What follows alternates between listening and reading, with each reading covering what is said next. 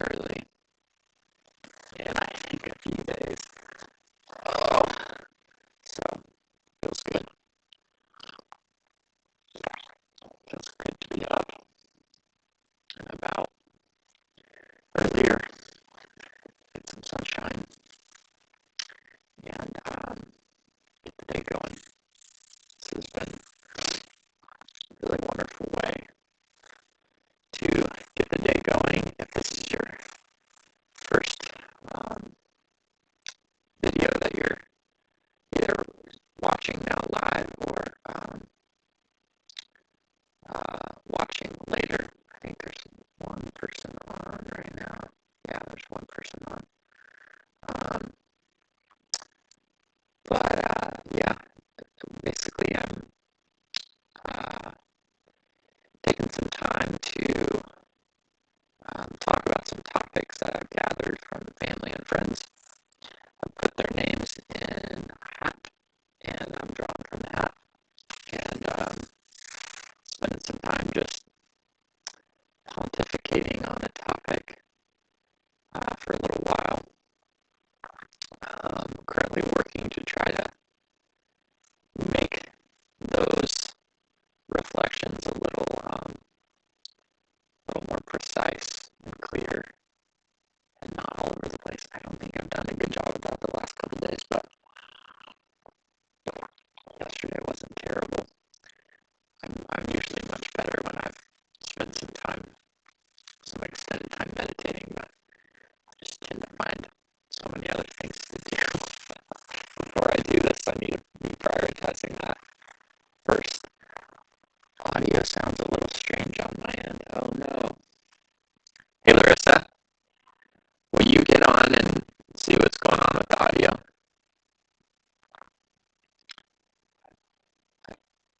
I thought I had it figured out. Good morning, Matthew.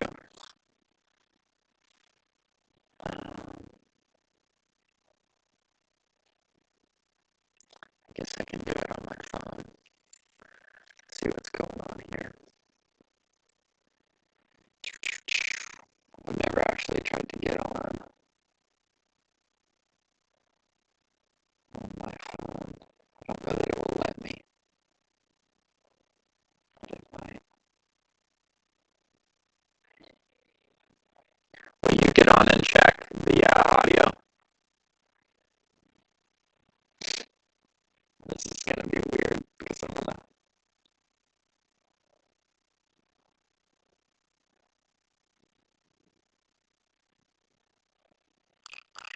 Oh yeah, it's doing the robot thing again. Okay. All right.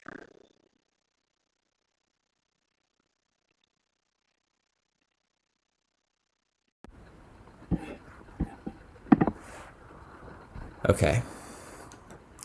That should fix the problem. Matthew, let me know. Or Larissa, I think Larissa got on too, if the audio's better. And then we'll keep moving.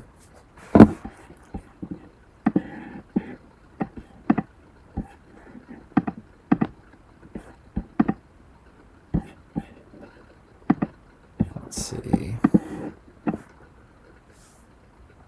Matthew, give me a funky looking emoticon when the sound gets better.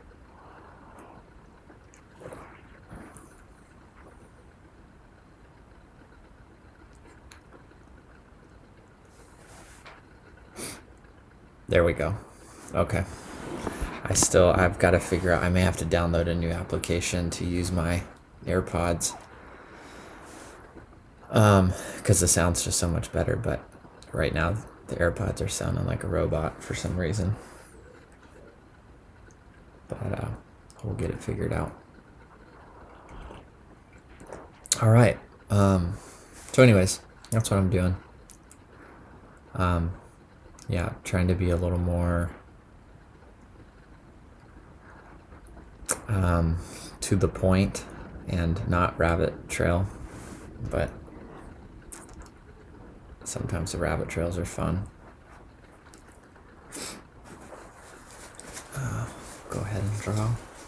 Draw a name. Matthew, if you get some time today, try to think of a topic or 10 to send me, as many as you want.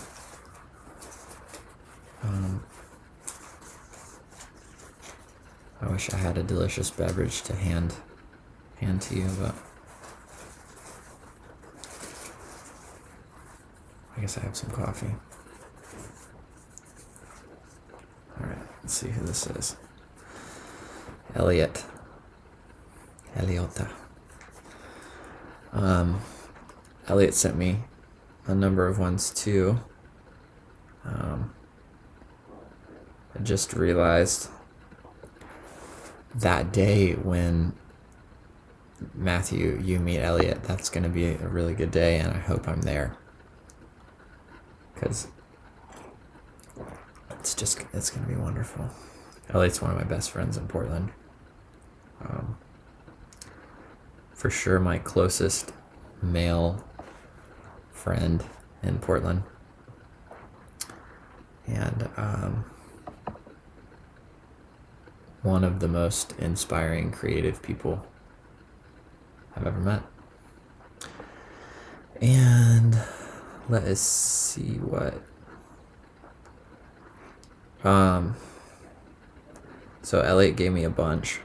We're going to start with Discomfort.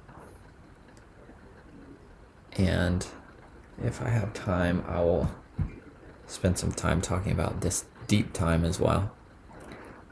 Matthew said, I shall. Thank you, sir. Oh, I like the green with the green. I gotta get used to everything being backwards. So Discomfort.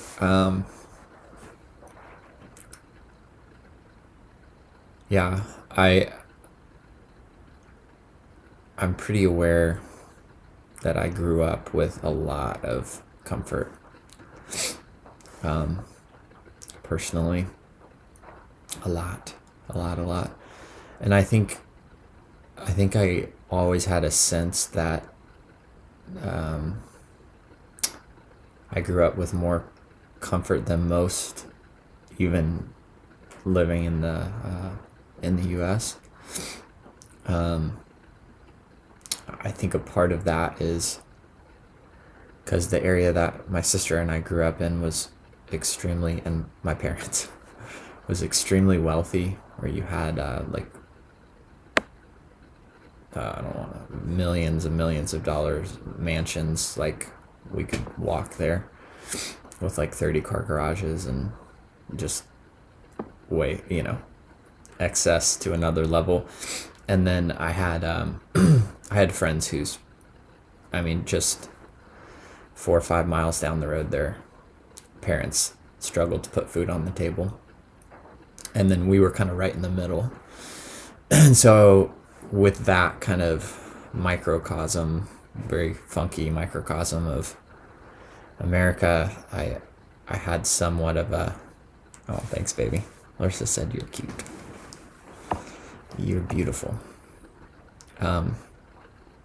Yeah, in that microcosm of America, we grew up with an idea that a lot of people had a whole lot less than us, and some people had a lot more than us. So, but we just were able to see the contrast, which I think helped us pinpoint, even subconsciously, where we were at and what comfort looked like for us versus other people.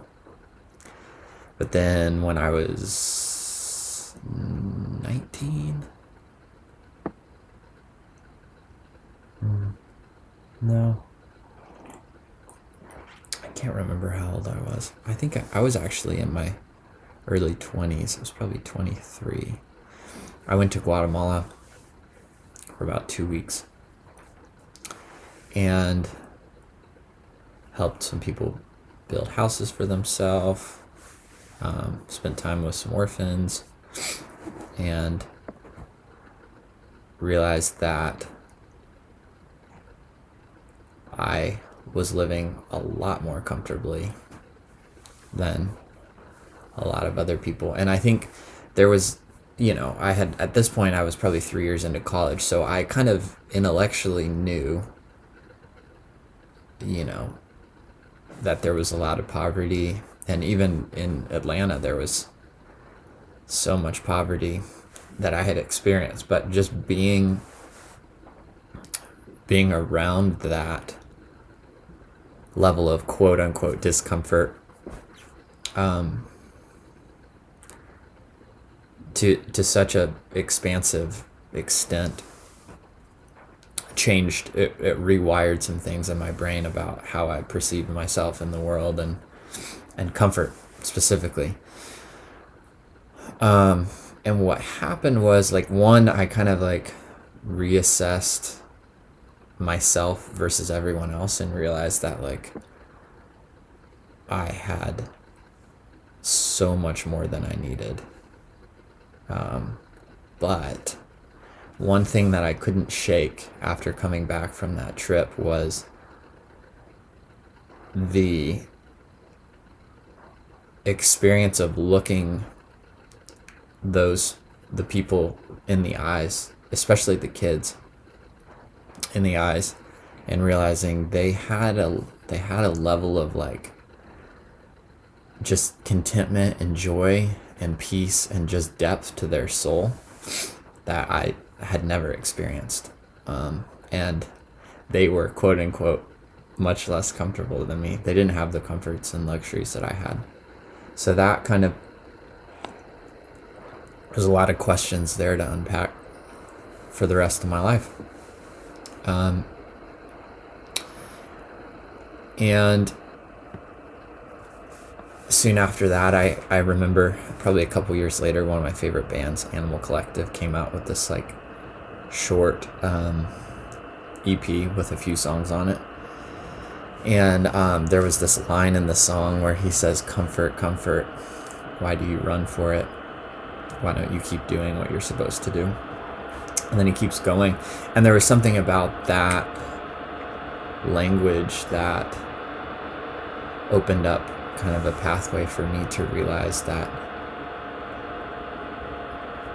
a lot of my attempts at comfort were actually taking me down pathways that were not leading to a lot of the things that I desired. And probably in order to access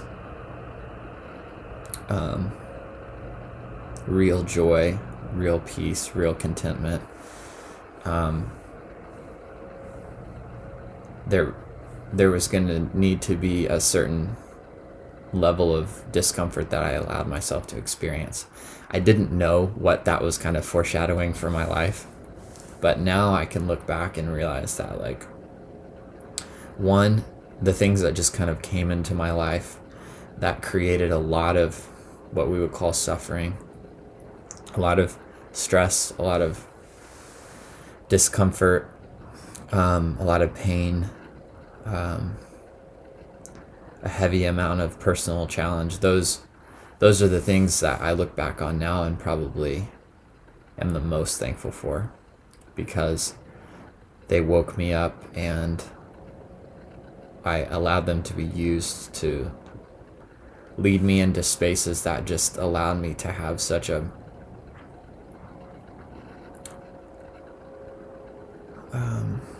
grander way to move through the world.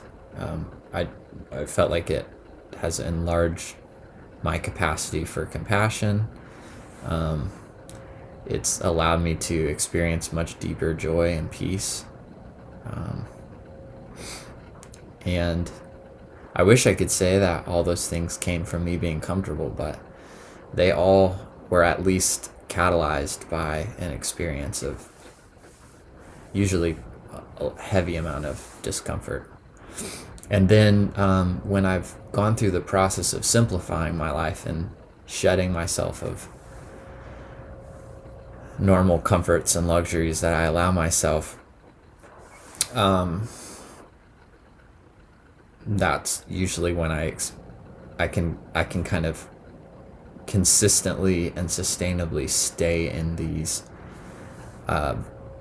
internal places that I'm constantly longing for, such as like an internal experience of peace, an internal experience of love, an internal experience of joy, not needing it from an external source, but learning how to cultivate it from within.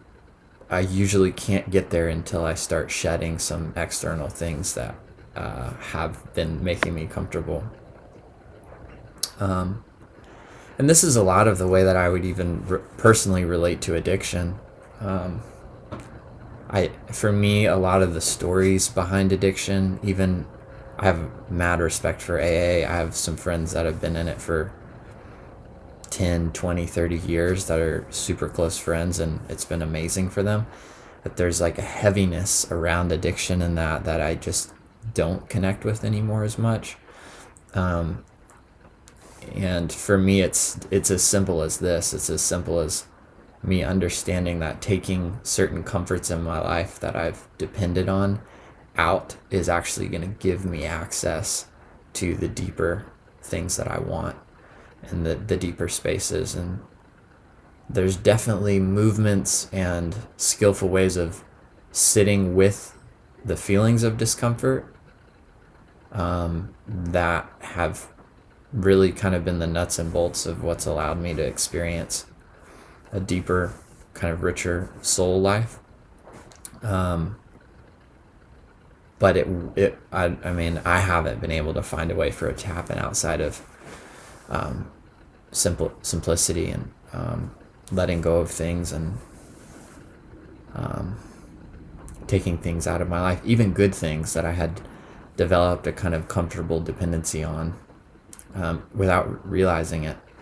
And some, the ones that are much more unhealthy for me are easier to see. But like relationships were a huge thing for me. Probably one of the biggest times of growth for me, like real deep growth, happened when I left Atlanta and moved to Portland and let go very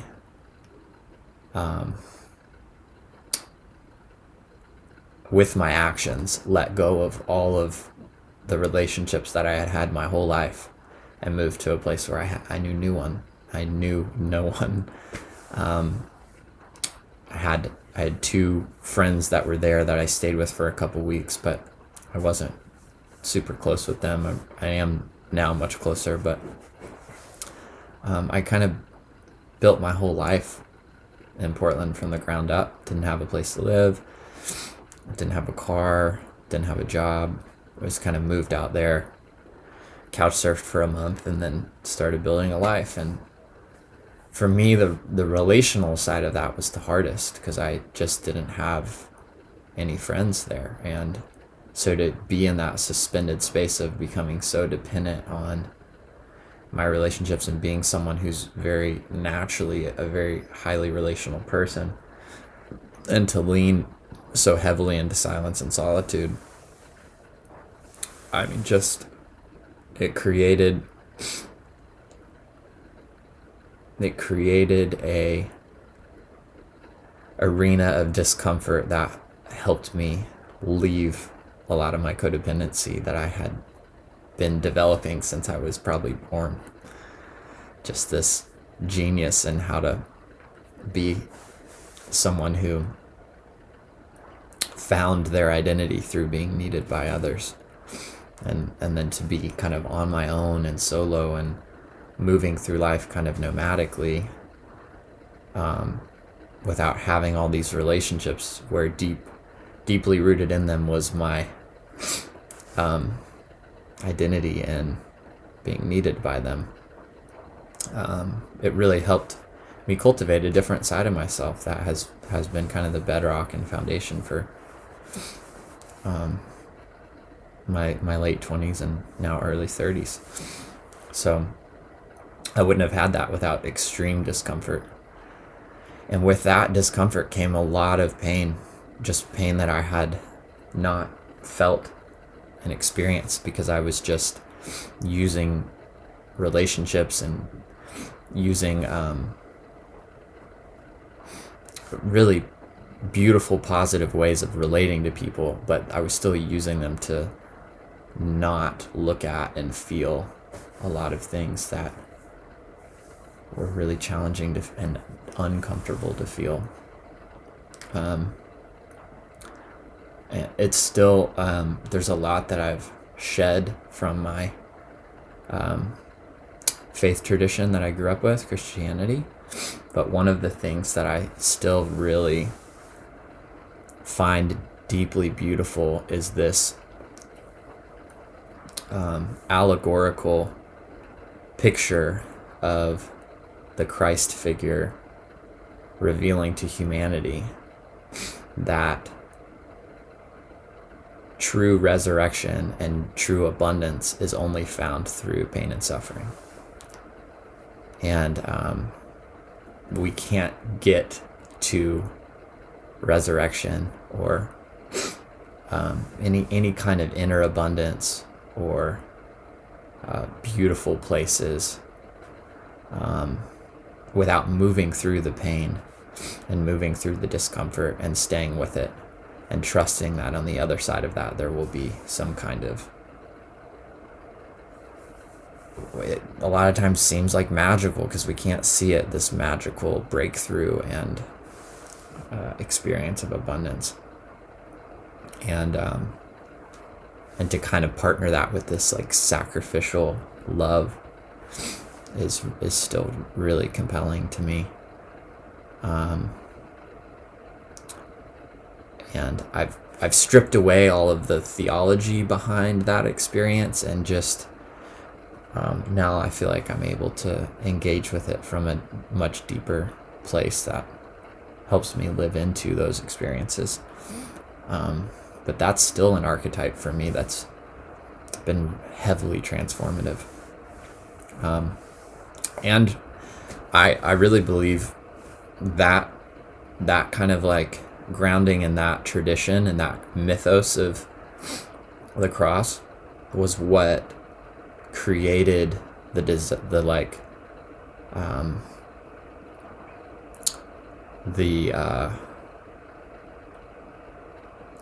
resonance with Buddhism, where Buddha's main teaching, the Four Noble Truths, the very first noble truth is suffering is.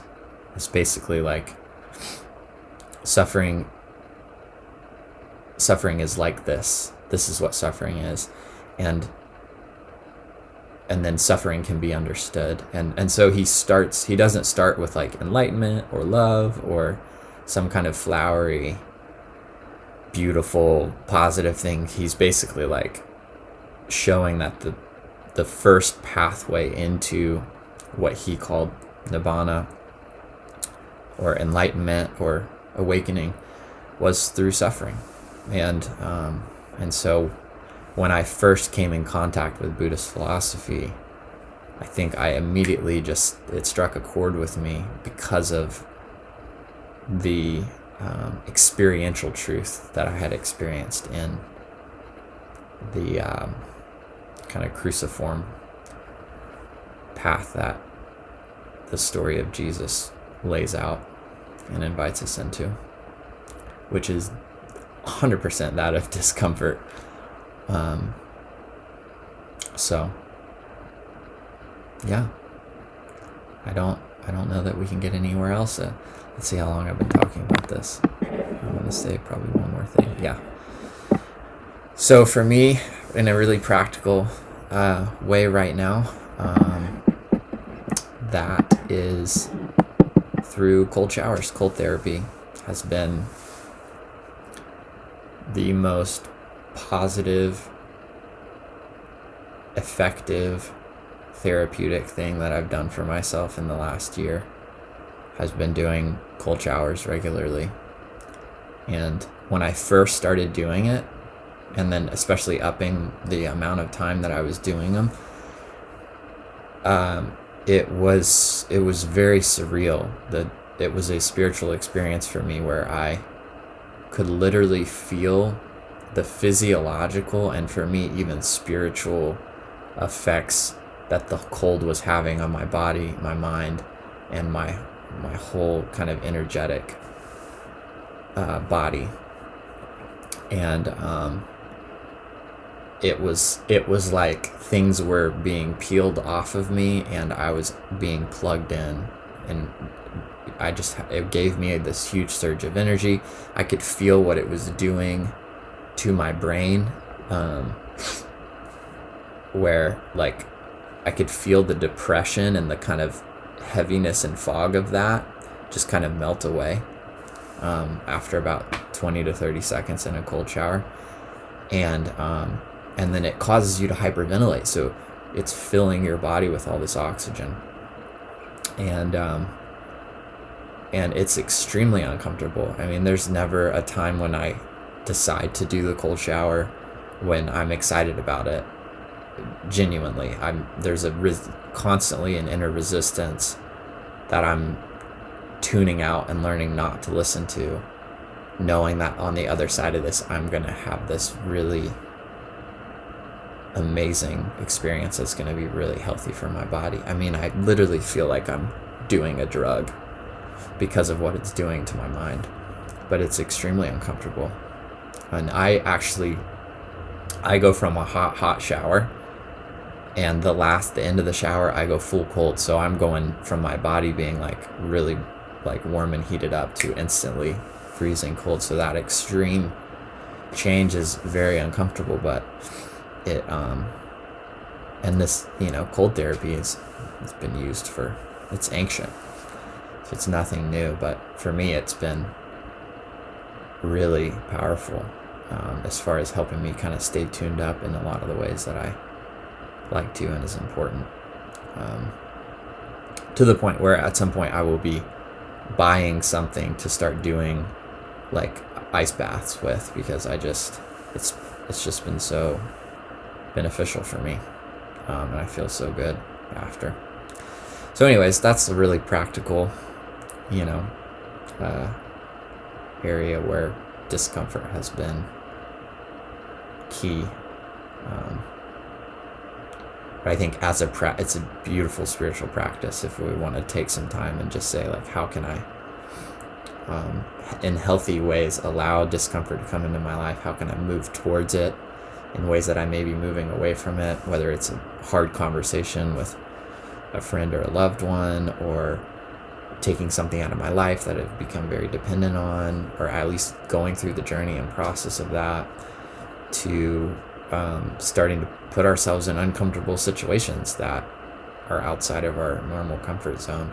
I don't know that we grow the same in any other way. I mean, great love, if we have relationships that we're born with, or we choose to move towards relationships after our kind of family of origin, that people carry great love, that has, I think, a powerful capacity to transform us in ways that discomfort can't. But the two together are, I mean, it's beautiful what they have the capacity to do to us. So yeah, I will leave it there. If anyone that's on right now has any thoughts, responses, opinions, please shoot them my way. You can either put it in the live chat or just text it to me. I got my phone right here. And I will happily respond to it.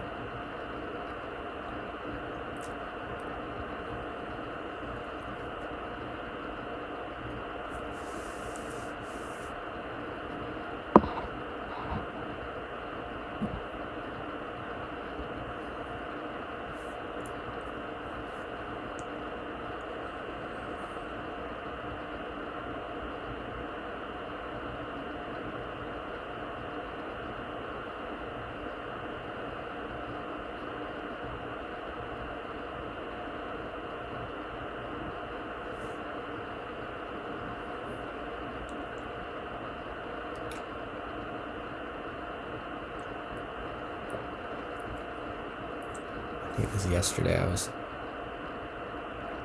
watching shut up.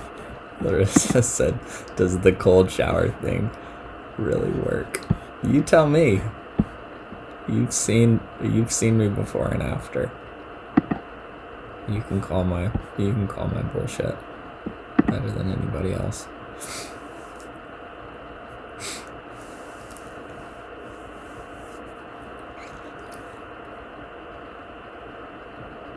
I love when people ask me that question, does it really work? Because it's kind of an opportunity for me to be like, I've been trying to sell this, like, but really I just want you to try it and see if it works for you.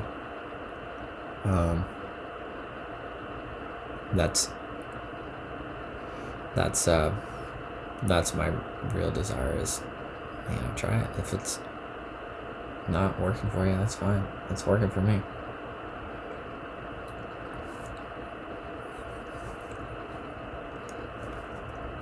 This reminds me of Carly's question. Is the power of, or what was it?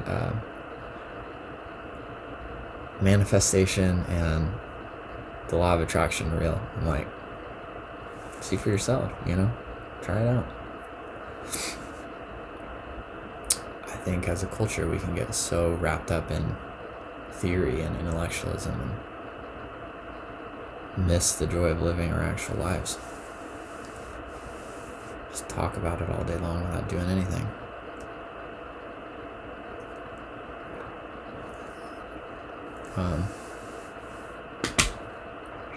Okay. Quick blurb on deep time, and then I will talk about it some more. Let them know to remember to breathe while I take this cold shower. Larissa, I don't think you have a choice. I think it's your body's natural responses to take deep breaths when you're in the cold.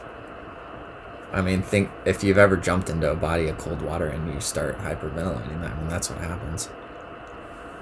Yeah, I'm sure a lot of people have had cold showers before where they didn't have hot water, but I think there's a difference when you consciously choose to put yourself in that experience. That intention creates something else. And for me, this is a little more woo-woo, but when I'm in the shower, I'm actually kind of letting the cold come into my core, and then I'm allowing it to kind of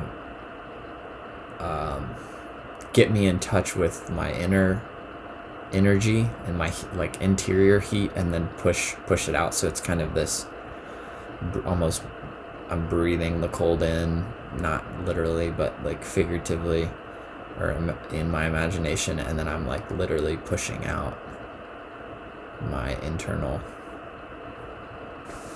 fire, if you want to call it that. Yeah, a lot of times I'll just put music on and dance while I do it to generate that internal heat. Yeah, so let's see where we're at time-wise. 33. So, deep time, for me, exists in the space where I am slowed down, extremely alert, and willing to not do things from a place of anxiety to fill the space that I'm in with some sort of distraction. And when I don't do that, whatever's there kind of opens up and unfolds. I think practicing entering into deep time allows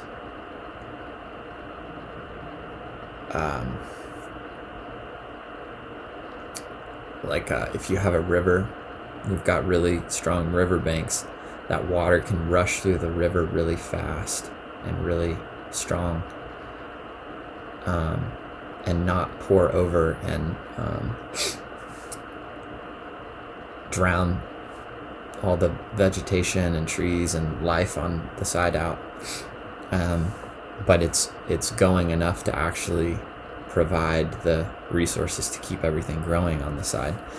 So it's deep time is when we've created these kind of boundaries for ourselves to enter into this really powerful flow of now, here, this, reality, presence, whatever word you want to give to it, but whatever is happening right now, we kind of allow ourselves to sink deeply into that and allow everything to kind of explode with presence and life and vitality. And the beauty of deep time is that we can experience in a matter of a second what may have taken us half a lifetime or multiple lifetimes to try to get through our own volition. We're just kind of receiving. It's this act and posture of letting things come and taking it in and experiencing it rather than rushing to try to produce X, Y, and Z, but also not numbing out. It's not this kind of stoner approach to things where I'm just getting baked and leaving my moment and not even here for it, but I'm actually super alert, but also I've let go of my control and anxiety and all that to just be with whatever is. So that is deep time. I could say more about that. Maybe I will tomorrow. Maybe I won't. But that feels like enough. So, anyways, happy Friday. Is it Friday?